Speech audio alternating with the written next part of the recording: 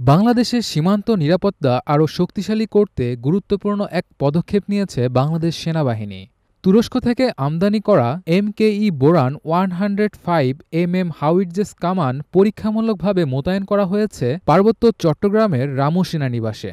সেনাবাহিনীর অধীনে এই কামানগুলোর আভিযানিক সক্ষমতা যাচাই কার্যক্রম ইতিমধ্যেই সম্পন্ন হয়েছে।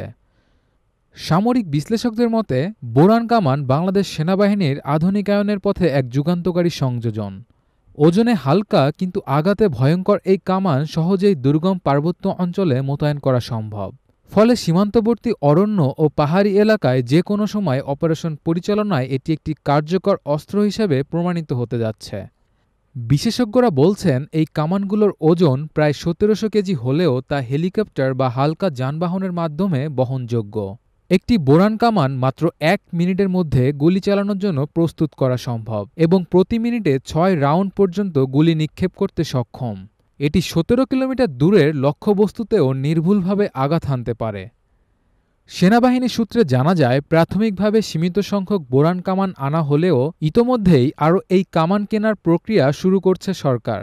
ভবিষ্যতে দেশের বিভিন্ন সীমান্ত ও দুর্গম এলাকায় এসব কামান স্থাপন করে এক ধরনের প্রতিরোধ ব্যবস্থা গড়ে তোলা হবে বলে জানা গেছে। সংশ্লিষ্ট সূত্র জানায়, পার্বত্য চট্টগ্রাম, বান্দরবন, খাগড়াছড়ি এবং কক্সবাজার জেলার যেসব এলাকায় অত্যন্ত দুর্গম ও চোরাচালান কিংবা জঙ্গি অনুপ্রবেশের জন্য ঝুঁকিপূর্ণ সেসব জায়গায় এই কামানগুলো মোতায়েনের পরিকল্পনা রয়েছে। এতে সীমান্তে শুধু নজরদারিই নয়, প্রয়োজনে দ্রুত প্রতিক্রিয়াও জানানো যাবে।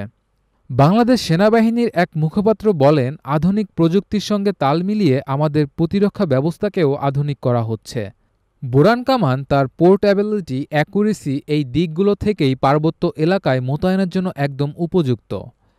সেনাবাহিনীর এই উদ্যোগে সাধারণ মানুষও আশার আলো দেখছেন।